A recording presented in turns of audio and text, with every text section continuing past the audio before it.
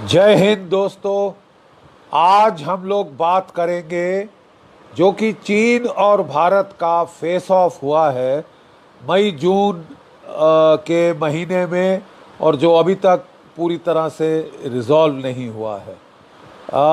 जैसा कि आप अच्छी तरह से जानते हैं कि भारत और चीन की झड़प हुई थी 1962 में, और ये झड़प इसलिए हुई थी कि जो चीन है इसने 1950 में ही आकर जो भारत के ऊपर जो तिब्बत का एशिया का वाटर टावर है, जहां से कोई एशिया की 10 बड़ी महानदियों के बीच में से 9 जो है उनका उद्गम स्रोत तिब्बत पर है, इस तिब्बत के पठार पर चीन ने आकर यहाँ पे कब्जा कर लिया था।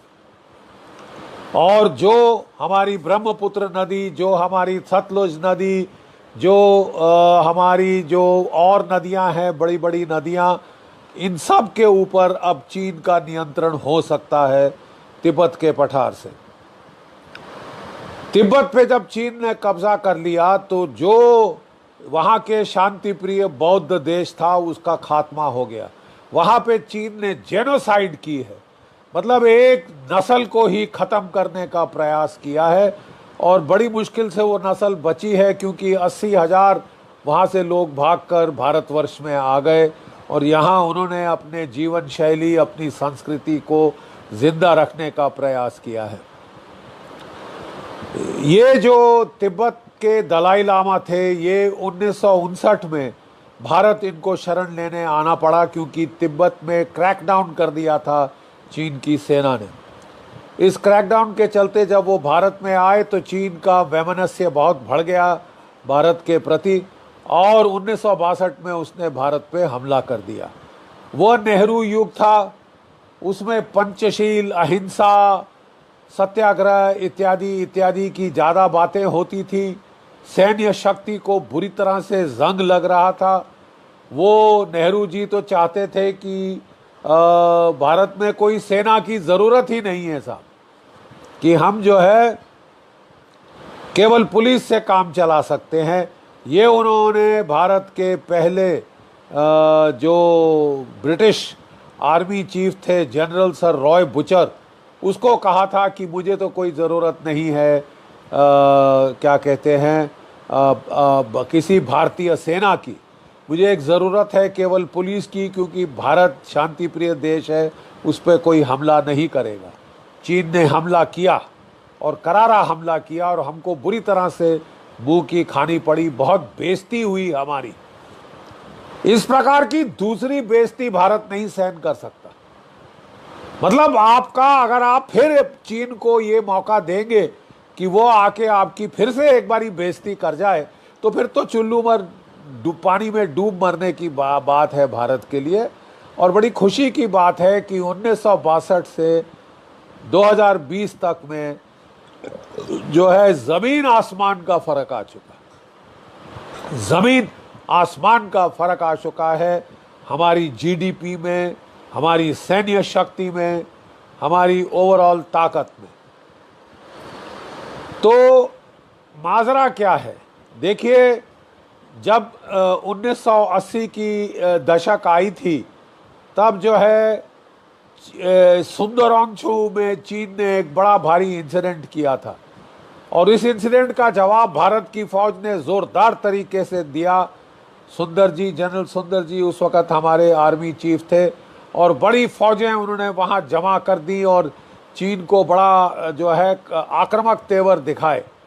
तो चीन इससे कुछ सहम गया, और उस वक़्त चीन भी अपनी आर्थिक प्रगति करना चाहता था, भारत भी आर्थिक प्रगति करना चाहता था।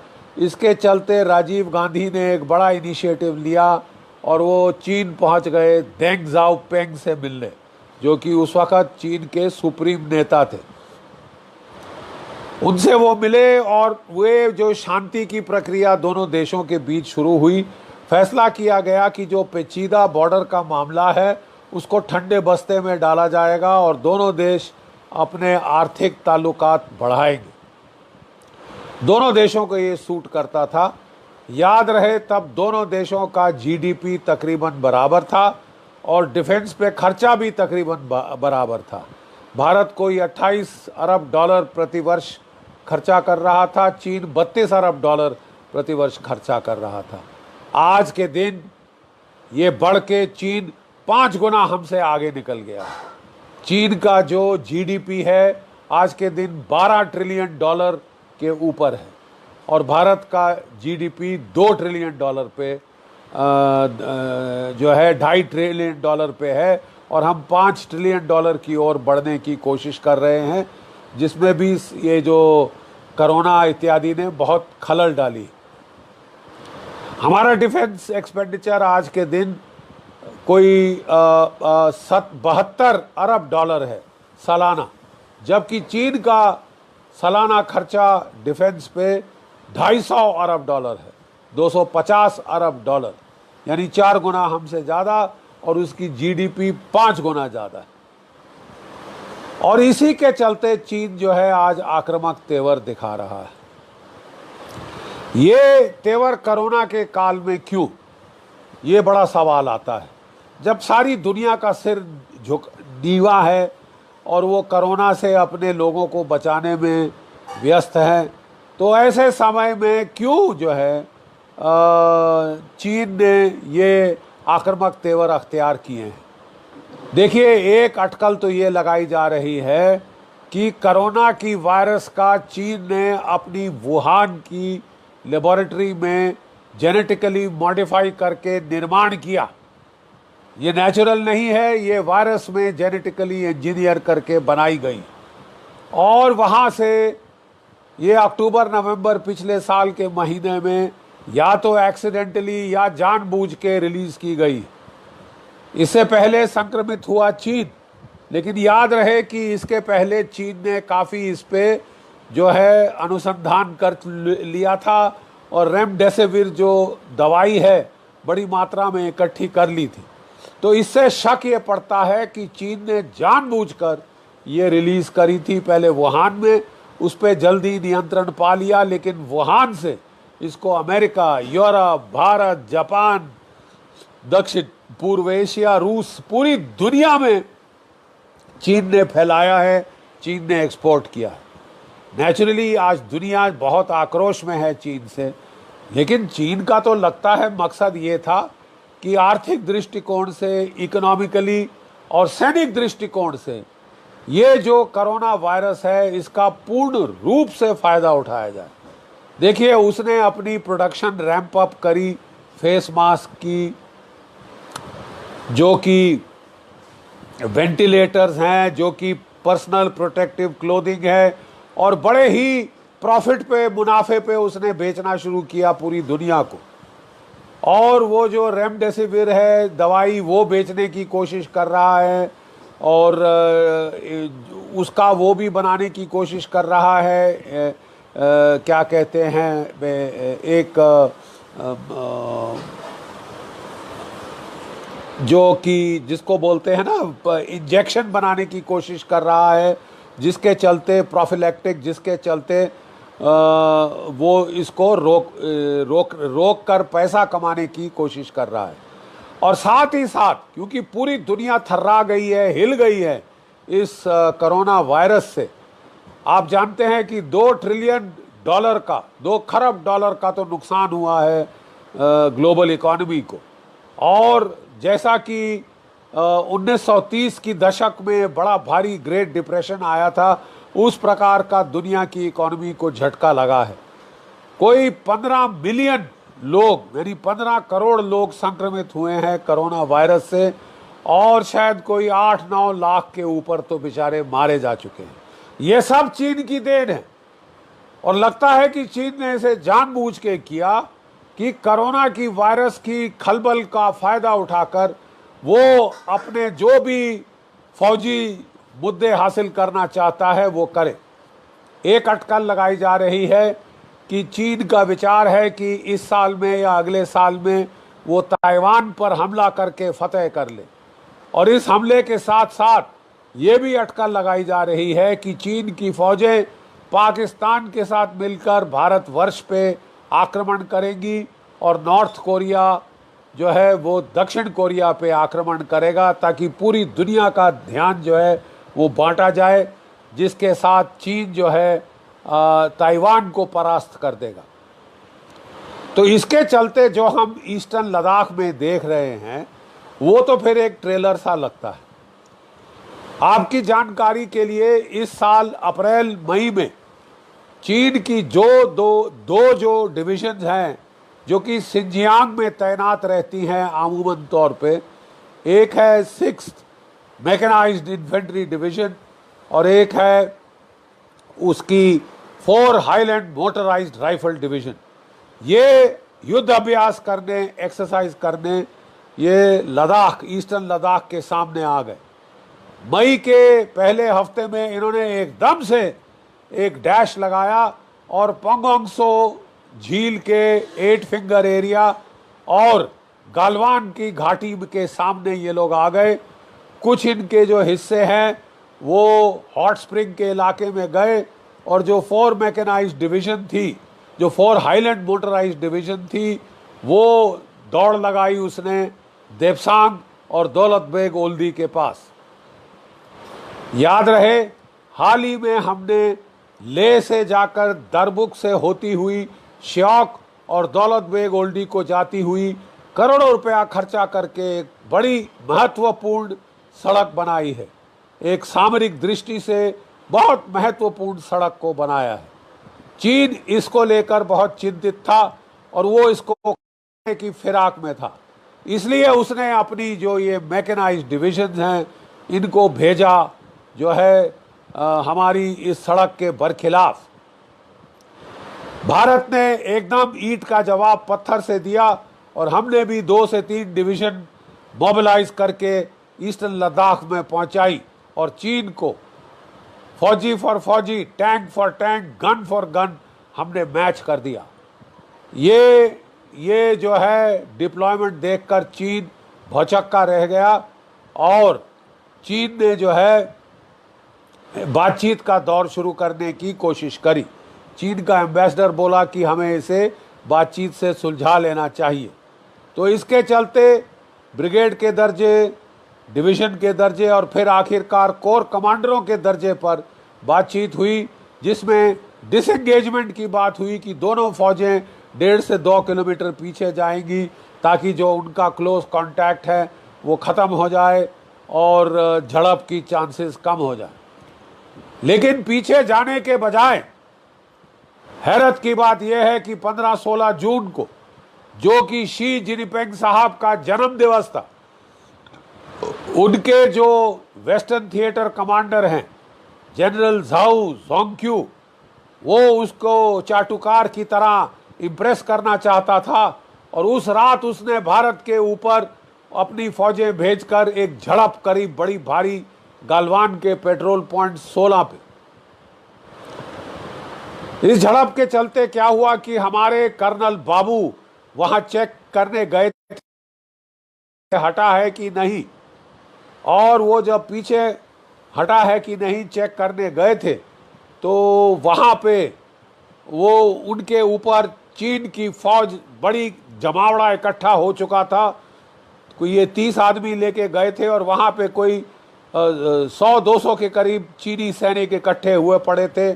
उनके हाथों में आयरन की रॉड, बेसबॉल के बैट जिस पे तार, कांटीली तार लिपटी हुई थी, जिस पे जो है नोकीले कील लगाए गए थे, चाकू और पत्थरों से उन्होंने घातक हमला किया हमारे लड़कों पे।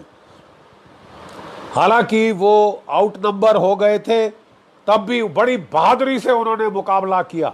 कोई 30 आदमी 100-200 से लड़ गए और उनमें से 16 की तो गर्दनें तोड़ दी हैंड टू हैंड फाइट में। 16 बिहार के जो हमारे लड़के थे, जो घातक प्लेटून थी। चीन ने और रीइंफोर्समेंट बुलाई, इसके चलते हमने भी रीइंफोर्समेंट बुलाई। कोई 80 आदमी 16 बिहार के, उनके जो सेकंड इन कमांड थे लेफ्टिनेंट कर्नल सेन गुप्ता की कमांड के नीचे, वो लोग भी आगे आए और चीन ने भी कोई अब 200 आदमी वहां बुला लिए। बहुत बड़ी झड़प हुई। फिर हमने भी और रीइंफोर्समेंट बुलाई, चीन ने भी और रीइंफोर्समेंट बुलाई और आखिर तक वहां पे कोई 250 भारतीय सिपाही और कोई 450 के करीब चीनी सिपाही थे और हाथ की गुत्थम गुत्था की बड़ी गंभीर लड़ाई हुई साहब, बहुत जम के लड़ाई हुई। इस लड़ाई में जैसा कि आप जानते हैं हमारे कर्नल संतोष बाबू और 20 जवान शहीद हो गए, लेकिन चीन के वहां पे जो है वो कोई आप समझ लीजिए 43 जवान हमारे अंदाज के मुताबिक मारे गए और सैकड़ों उनके जो है घायल हुए। और जो CIA है वो कह रही है कि 35 की तो वो कंफर्मेशन दे सकते हैं रेडियो इंटेलिजेंस की बुनियाद पर। लेकिन हाल में अभी एक चीन का अफसर अमेरिका को भाग गया और उसने वहां जाकर खबर दी है कि चीन के कोई 100 से ज्यादा सैनिक इस झड़प में मारे गए। 100 से ज्यादा सैनिक इस झड़प में मारे गए हैं चीन के। तो ये देखते हुए चीन जो है थर्रा गया बिल्कुल, और उसने फिर बातचीत का दौर शुरू किया है। और आप जानते हैं कि 6 जुलाई को पहले तो कोर कमांडरों में बातचीत हुई लेकिन कोई पीछे नहीं हटा। फिर 6 जुलाई को हमारे NSA साहब और चीन के फॉरेन मिनिस्टर की बातचीत हुई और गलवान में दोनों फौजें जो है तकरीबन 1.5 से 2 किलोमीटर पीछे हट गई। कुछ और जगह पे हल्का सा विड्रॉल हुआ है, लेकिन जो फिंगर एरिया में वो अभी तक पूरी रूप से पीछे नहीं हटे, देप्सांग में पीछे नहीं हटे। और मैं समझता हूं कि फिंगर एरिया से ज़्यादा देप्सांग का एरिया ज़्यादा महत्वपूर्ण है, क्योंकि ये सीधे सीधे हमारी जो दरबुक दौलत बेग ओल्दी सड़क है उसको खतरा पैदा करता है, उसको डेंजर में डालता है। तो इसके चलते जो है ये एक बहुत बड़ा जो एक वहाँ पे बवाल सा अभी भी ख़त्म नहीं हुआ है। कहना मैं ये चाहता हूँ, मैं आपको बताना चाहता हूँ कि ये बवाल जो है ये अभी तक ख़त्म नहीं हुआ है। और इस बवाल के चलते अभी काफ़ी खतरा हमारे देश के ऊपर है। अब बात ये आ रही है कि हम यहां से कहां जाएंगे। भारतवर्ष ने चीन का मुंह तोड़ जवाब दिया है, बड़ा सख्त जवाब दिया है। हमारे प्रधानमंत्री खुद लद्दाख पहुंच गए और हमने जो है बहुत ज़्यादा संकेत दिया चीन को कि हम युद्ध के लिए तैयार हैं। 30 फाइटर जेट हम रूस से खरीद रहे हैं। 6 रफाल अगले 3-4 दिन में हमारे पास आ जाएंगे और हम अमेरिका से प्रिसीशन गाइडेड म्यूनिशन खरीद रहे हैं, जो है वो एंटी एयरक्राफ्ट मिसाइल खरीद रहे हैं। और इससे साफ संकेत गया चीन को कि भारत पूरी लड़ाई की तैयारी कर रहा है। हमारे रक्षा मंत्री भी हाल में होके यहाँ से, और वो जो है उन्होंने भी संकेत दिया है कि उम्मीद नहीं लग रही कि चीन पूरा पीछे हटेगा। देखिए साहब, असली प्रॉब्लम क्या है? असली प्रॉब्लम 1-2 इंच यहाँ 1-2 इंच वहाँ की नहीं है। असली प्रॉब्लम है कि चीन की 2 डिवीजनें शिनजियांग से 1000 ईस्टर्न लद्दाख में हमारी सड़क पे खतरा पैदा कर रही है, उसे काटने की धमकी दे रही है। ये भारत को गवारा नहीं है। हमें और चीन को स्टेटस को एंटे लाना ही होगा। उसको अपनी फौजें वापस लेके जानी होगी जहां से वो आई, शिनजियांग से, तब जाके ये स्थिति रिजॉल्व होगी। इससे कम ये स्थिति रिजॉल्व नहीं हो सकती। और मैं आपको आश्वासन देना चाहता हूं कि भारत की फौज अब बहुत ताकतवर हो चुकी है। और कई अमेरिकन थिंक टैंक सोचते हैं कि हमारी वायुसेना है, वो चीन की वायुसेना में हिमालयन फ्रंट पर, ओवरऑल चीन में ज़्यादा ताकत हो, लेकिन हिमालयन फ्रंट पर हमारा पलड़ा भारी है और ज़मीन की शक्ति में।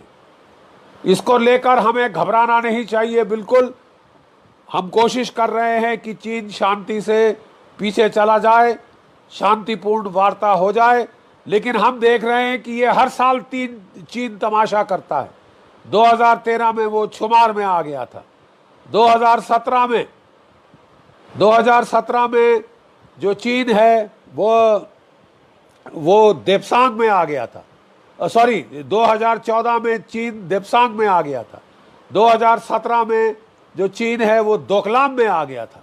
इस साल 5 पॉइंट पे आ गया है, लद्दाख में और नाकुला में, सिक्किम में, और भूटान पे दबाव डाल रहा है कि 10% अपना इलाका हमें दे दो। तो साहब, ये साथ साथ वो पाकिस्तान को उकसा रहा है कि जम्मू कश्मीर में वो टेररिज्म को फैलाए, वो नेपाल को हमारे खिलाफ भड़का रहा है। तो चीन हमारा नुकसान करने की हर भरसक कोशिश कर रहा है और इसके चलते हमें हाथ पे हाथ धरे बैठे नहीं रहना चाहिए। हमको whole of the government approach follow करना चाहिए, यानी हमको चीन पे वापस मिलिट्री दबाव, डिप्लोमेटिक दबाव और आर्थिक दबाव डालना चाहिए। भारतवर्ष के लोगों के चीन के तमाम सामान का पूर्ण रूप से बाइकॉट, बहिष्कार करना चाहिए ताकि चीन की इकोनॉमी को धक्का लगे, ताकि हमारे देश में हमारे लड़कों को नौकरी मिले और वो नौकरियां चीन में ना जाएं। हम तो अपने लक्ष्मी, गणेश, देवी देवता भी चीन में बने हुए खरीद रहे हैं। क्या वो हमारे देश में नहीं बन सकते? क्या दिए हमारे देश में नहीं बन सकते? क्या लड़ियां हमारे देश में नहीं बन सकती? ये क्या मजाक है साहब कि हमने चीन को अपनी इकोनॉमी आउटसोर्स कर दी है। ये बहुत गलत है। हमने अपनी इंडस्ट्रीज को मारकर चीन को पैसा खिलाया है और $60 अरब हमारा हर साल चीन मुनाफा खाता है। तो आर्थिक रूप से हमको दबाव डालना चाहिए चीन पर, लेकिन सबसे ज्यादा हमको सैनिक जो है हमले का जवाब सैनिक ताकत से देना होगा। और इस वक्त पूरी दुनिया भारत के साथ है। अमेरिका, जापान, ऑस्ट्रेलिया, यूरोप और साउथ ईस्ट एशिया के तमाम देश हमारे साथ हैं। चीन के साथ केवल पाकिस्तान, नेपाल और नॉर्थ कोरिया भर है। और ये देश क्या कर सकते हैं चीन के लिए? अगर हमारी आज चीन अगर नहीं मानता, जो है धैर्य से बातचीत से सुलह नहीं करता, तो हमें यकीनन चीन के खिलाफ ठोस मिलिट्री एक्शन लेना चाहिए। और इस वक्त हमारी फौज बहुत अच्छी तरह सशक्त है ऐसा एक्शन लेने के लिए। मैं आपको बताना चाहता हूं कि चीन जो है चीन की फौज है उसको लड़े 42 साल हो गए। कोई सैन्य तजुर्बा नहीं है चीन की फौज में, लड़ाई का तजुर्बा नहीं है चीन की फौज में। आखिरी लड़ाई चीन की फौज ने लड़ी थी सन 1979 में वियतनाम के बरखिलाफ, और वो बुरी तरह से पिटे थे वहां। तो चीन की फौज को कोई बड़ा हवा नहीं है जिससे हम बहुत ज्यादा घबरा जाएं या बहुत हम लोग जो हैं बहुत ही दहशत में आ जाएं चीन की फौज से। तो इसके चलते हमको ठोस एक्शन लेना चाहिए। हम शांति का प्रयास कर रहे हैं, हो जाता है बहुत अच्छा, नहीं तो हमको पलटवार करना चाहिए। पूरी दुनिया हमारे साथ है। अमेरिका के 2 एयरक्राफ्ट कैरियर इस वक्त दक्षिण चाइना सी में हैं, 2 और वेस्टर्न पैसिफिक में घूम रहे हैं। उसका Nimitz nuclear powered aircraft carrier जो है वो भारतवर्ष के पास आके एक्सरसाइज कर रहा है हमारे साथ अंडमान निकोबार आइलैंड के द्वीप समूह में। जापान का भी युद्धपोत आए हुए हैं, हमारे साथ एक्सरसाइज कर रहे हैं, ये दर्शाने के लिए कि वो हमारे साथ हैं। ऑस्ट्रेलिया भी हमारे साथ, अमेरिका, जापान, ऑस्ट्रेलिया, भारतवर्ष मिलके क्वाड की एक्सरसाइज करेंगे। ये समय उपयुक्त है चीन को सबक सिखाने का, इसके दुस्साहस का। जो बेवजह दादागिरी चीन कर रहा है उसका हमें मुंह तोड़ जवाब देना चाहिए अगर ज़रूरत पड़े तो। इतना कहकर मैं अपनी वाणी को विश्राम दूंगा। और मैं नहीं जानता कि अगर आप लोग क्वेश्चन आंसर कर सकते हैं इस पे। क्या क्वेश्चन आंसर चाहते हैं?